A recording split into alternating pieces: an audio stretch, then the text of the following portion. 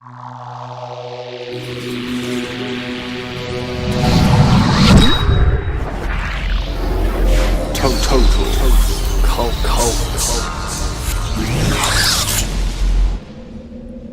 dusk, you horse-tranquilized fetishists, and welcome to the bug-fucking delights of TotalCults.com. I'm James Trick. I'm Dr. Gogol. And today we're talking about...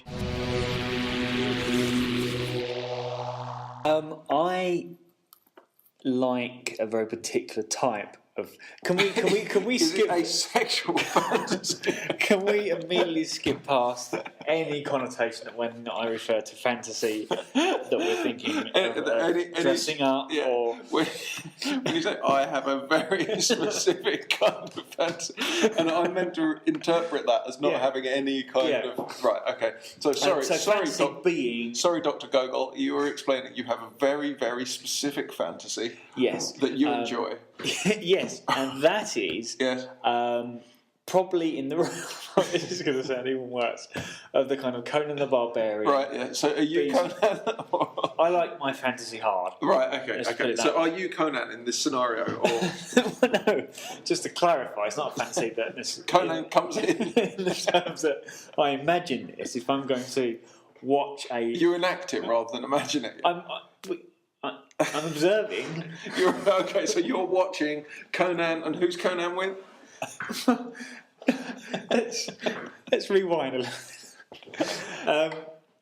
Could we refer to some other kind of genre then? Because I kind of immediately started talking, I think we get bogged down in this quagmire of the quagmire that is your mind.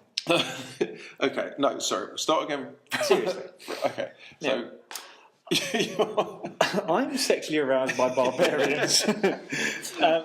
Never-ending story, labyrinth, are not my kind of thing, right? Necessarily, I enjoy them. There are elements that I like. But tell me, what is it that you do enjoy about Never-ending Story, but that doesn't get you as much? I like the design, right? Fluffy white dragons. Yes. Yeah. I think there's lots of great imagery in films like that, Le Mans Dark soundtrack. Crystal, stuff like that. Yes, but I find that they're playing to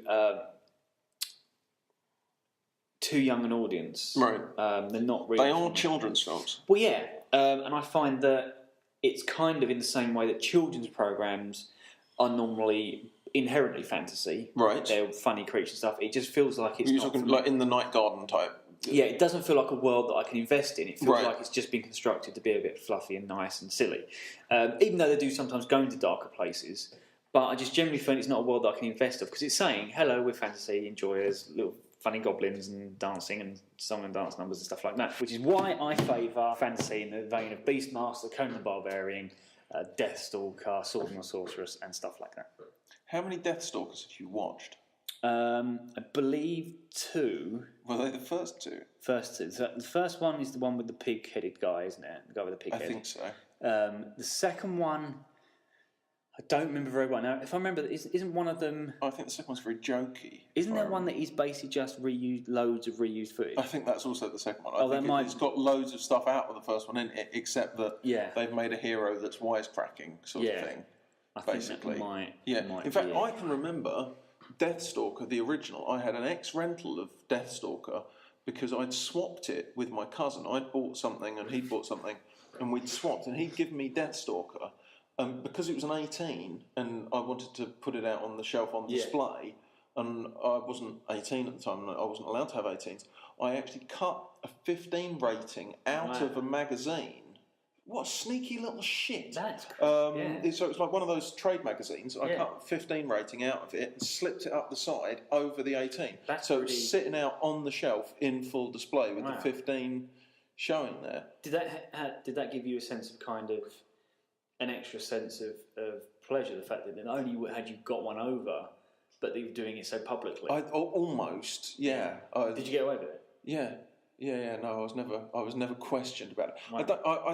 I don't know how much my parents gave a damn at that point. I think, but I was still, I took care to do that, and I thought that was quite ingenious, and it was quite a good job. I remember you'd looked at it for quite a while before you'd sussed out. Did you move up to passports?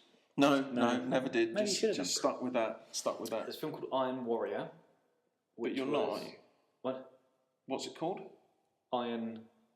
I thought you said I am warrior. I thought you're the hunter from the future. I am warrior from the past. Iron Warrior. Iron Warrior.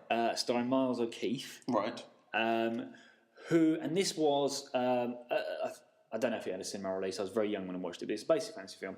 And the main antagonist was a kind of Darth Vader guy in all black, but he had a red scarf and a silver, like a chrome skull, half skull for a head.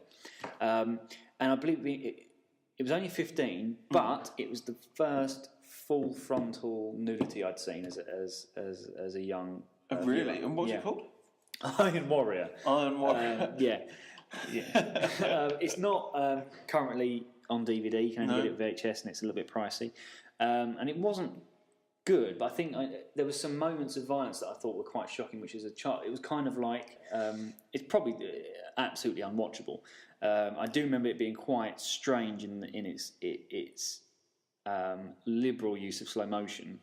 It probably only had a running time of about half hour originally, and then but yeah, that was quite formative for me. It was kind of step into a wider world. Because it'd be like the Cosby Show. I see. You know, at the end when they said in front of a live studio audience, that was recorded by different cast members said that each week. They used to do that on Cheers as well. Yeah, and a Gogol family tradition would be to guess who he's going to say this week. Is it Theo? Really? Is it Rudy? And that could be... That was a family tradition. Well, it wasn't like... Did you have a formal process for this? It wasn't like a second Christmas or anything like that, but it was at the end of the show, we'd all, who's it going to be this week? And what happened if you got it right? Nothing, it was just kind of, like a little... Just a frisson. Yeah, just it was Theo. Yeah, ooh. Exactly. Am I throwing the paper in the bin? Am I going to get it? Yeah. It was just a simple kind of little extra little appetizer, like the chocolate mint you get with the coffee at the end of a meal. No, see, I started off mocking that, and now I actually feel that I missed out by not having done it myself. You should do, yeah. Yeah, you should go back and buy the box set. I feel that when you say it's just like a little extra mint at the end, I don't like that. I think. I saw the poster for the remake, sequel, prequel to The Thing. Right. And there's been a debate as to what they're going to call it and whatever. And what they seem to have opted for is calling it The Thing in exactly the same font, more or less, as the original, and nothing else on the poster. Right. So is it just the words "The Thing"? That's it. Yeah. And you see, I thought about it, and obviously they didn't want to call it The Thing 2 because then it's a sort of, it sets it up too clearly as a direct sequel and it will put off the teeny boppers. Why didn't they just call it And Another Thing? Which would have covered all the bases. It doesn't set it in the chronology. Unless they are going with the strict prequel, in which case it's the same thing.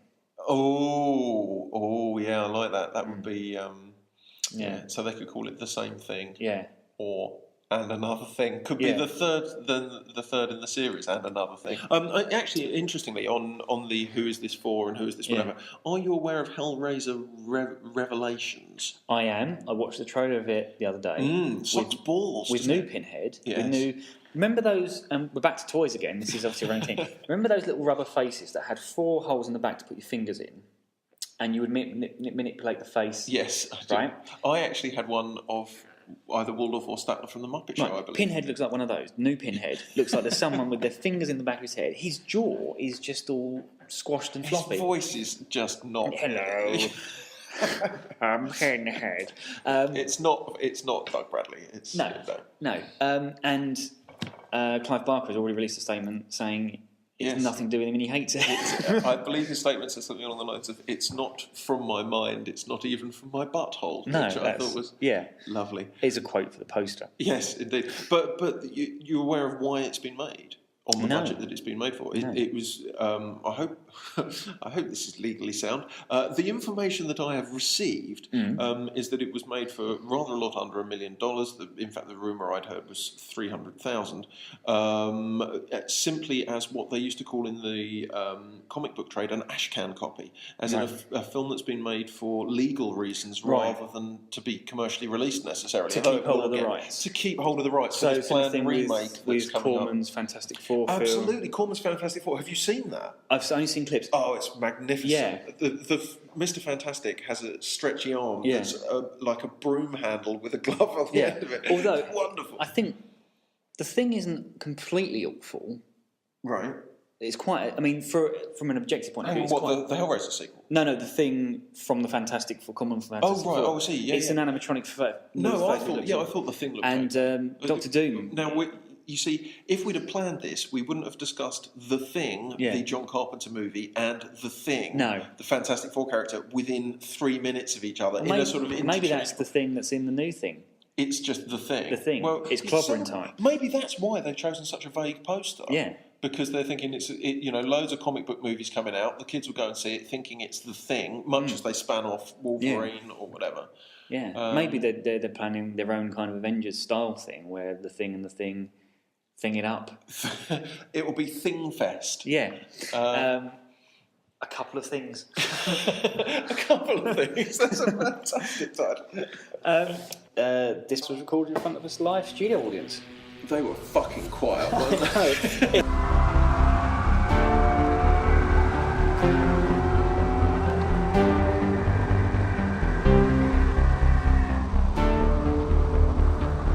In today's story, Dr. Gogol learnt an important lesson about judging people by their appearance.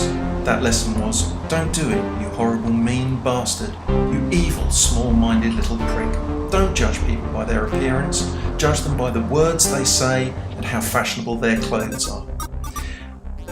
If you've enjoyed today's episode, don't forget to follow us at Total Cults on Twitter, at facebook.com/some fucking thing that nobody ever bothers to check out because you're all too lazy and who really uses Facebook nowadays anyway, and at totalcults.com where you can order our book and maybe you can send it to a loved one who's done you a terrible wrong. We look forward to seeing you again next time because we can see you even though this only appears to be an audio recording. Oh yes, we can see you.